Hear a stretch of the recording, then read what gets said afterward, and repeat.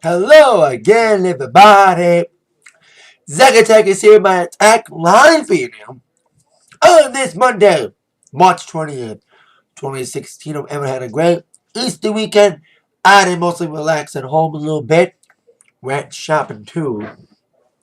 Yesterday, yeah, I went shopping on Easter Sunday because I had not much to do. All my family was busy. Got a wrestling blanket. It was $7 at that might you. So I wanted to show that.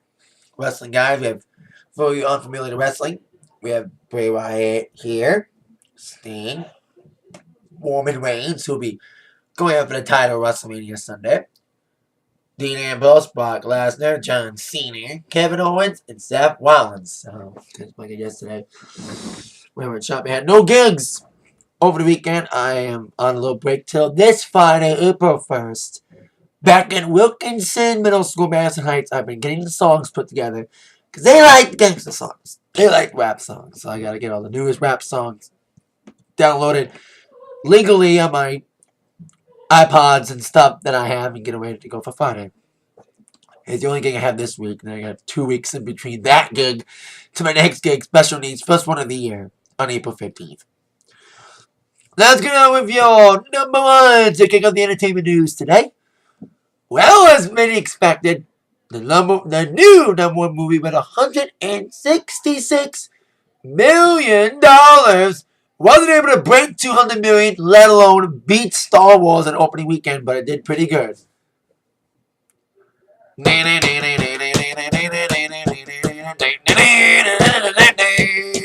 Batman, Superman, Batman, Superman. Yep, Batman vs. Superman. Dawn of Justice, making $166 million now. That's the official.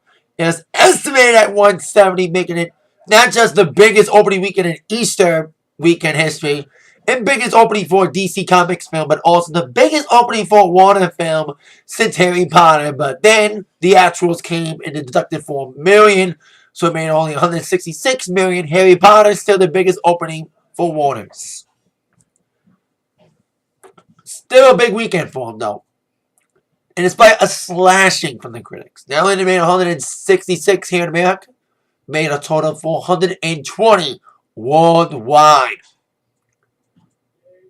So congrats to that.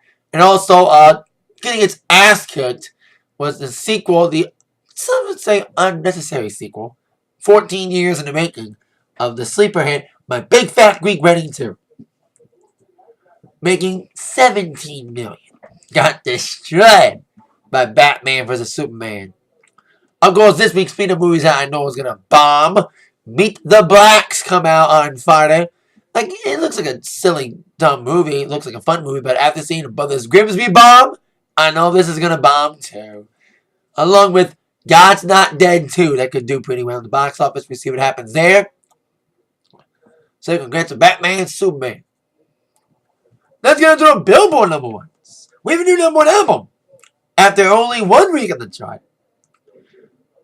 Rihanna got kicked off this week.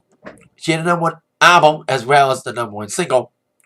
But a new number one album, Gwen Stefani. She's never had a number one album as a solo artist. She's been at the top 5 for her previous 2 solo efforts, The Great Escape and Love Angel Music Baby. But her new album, This Is What the Truth Feels Like, debuts at number 1 with 84,000 album units sold, 76,000 in pure album sales. And also at number 2, Gwen's, of course, a former voice judge and a voice winner. Has the best opening ever for a voice winner. Jordan Smith is at number 2 this week. Now, The Voice has always been known for always benefiting the judges, not the actual winners, with AI still getting successes on winners having successful hits and singles and albums. But at least Jordan Smith is number 2, the highest peak ever for a voice winner. Best opening ever for a voice winner. Congrats to Jordan Smith, and more importantly, congrats to Gwen Stefani for a new number 1 album. And even though we already got kicked off number 1 album,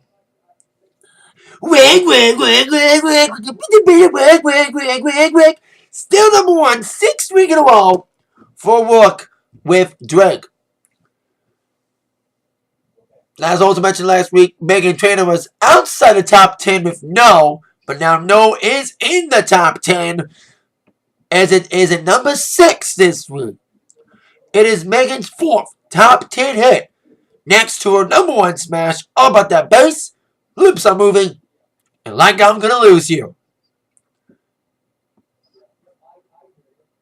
It is her fastest climb to the top 10, taking only 3 weeks.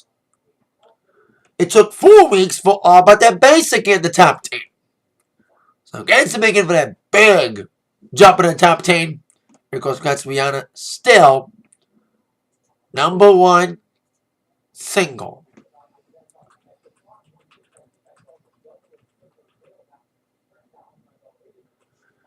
So there we go. Now, on with an update on news I said on Friday. Now, Friday, of course, Guns N' Roses announced the cities for their upcoming U.S. reunion tour. While rumors were flying, as Axl Rose is rumored to replace Brian Johnson on AC/DC's postponed dates in America. Earlier this month, Brian Johnson was forced off an AC/DC tour due to his hearing problems, forcing 10 shows in America, including here in Detroit, to be postponed. With a statement saying they will replace those dates and have a new singer replace Brian Johnson on those dates. Over the last couple of days, Axl Rose has been the biggest target when it comes to the biggest choice of who's going to be the lead singer. Several sources said he was the lead singer, including Malcolm Young's own son said that Axl was the one. But maybe more evidence was proved today as a picture came out from TMZ of Axl Rose walking out of a rehearsal studio in Atlanta with AC/DC members. Pure coincidence or not? Maybe Guns N' Roses are there too, rehearsing. But with this rumor, there's rumors about this. The AC/DC with Axl as the lead singer will be joining Guns N' Roses on their stadium tour. That would be weird. I don't think that'll happen. And here's the other thing that we need to notice here. Axl did not walk out with these guys. He walked out separately. But he was seen outside the same studio as Stevie Young, Chris Slade, and Cliff Johnson. No Angus, though, in the photos that were revealed on TMZ today. So there you go. The Axl rumors of him replacing Brian Johnson heat up even more with him being pictured outside of an Atlanta rehearsal studio where AC/DC will rehearsing as well, leading speculation to go on high about Axl being replacement for Brian Johnson. As I said in my attack line on Friday, you cannot replace Brian Johnson. Like Brian Johnson replaced Bon Scott at a time when no one thought Bon Scott was replaceable, but now Brian Johnson is in that same position. He's irreplaceable because he's done it for so long, 36 years. And if Axl Rose is the guy, he'll do okay, but it's just feel weird. It won't be the same. Because I saw him last year with Brian Johnson. And I want to see the G&O reunion tour. But if it was with AC/DC and Axl Rose, it'd be interesting to see it. And see if I'll still go. Now, onto a band that still got, or at least 3/5 of the original members. It's still doing well. And I saw last year a band that G&O actually opened for in 1989.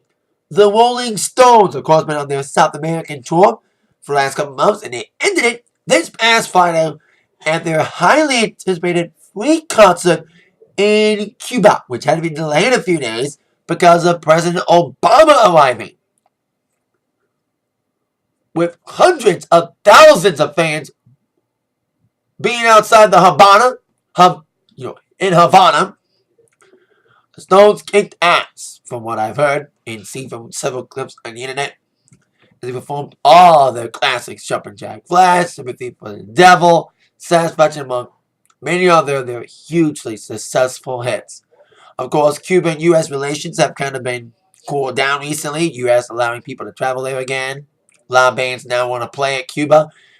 Major Lazer, a.k.a. Diplo, recently played there before the Stones did. But Stones, it was the first time ever playing in Cuba, a moment that no one thought would ever happen.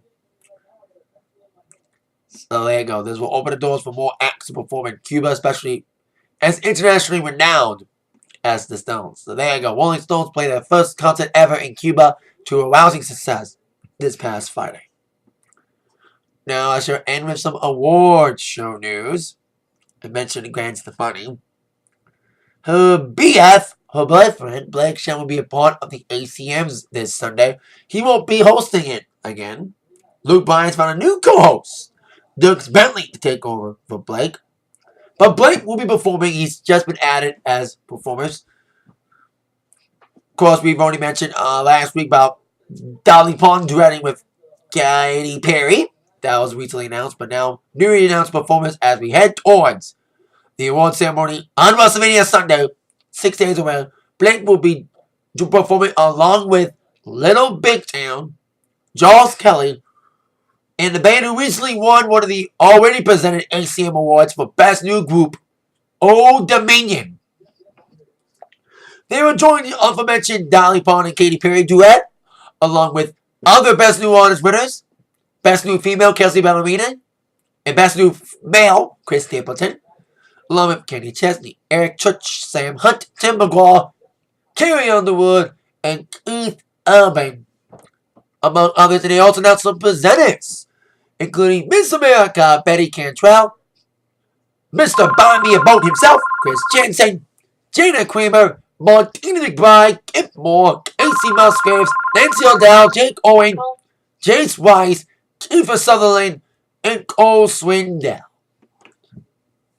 So there you go. Can't wait for the ACMs. I'll be watching them when I watch them on a DVR because we are doing WrestleMania Sunday. Of course, those awards will air on Sunday and on CBS. And I think it'll just be a 3-hour show this year because last year was 3.5 hours last year because they were in Dallas last year for its 50th anniversary, but now they're back in Vegas this year.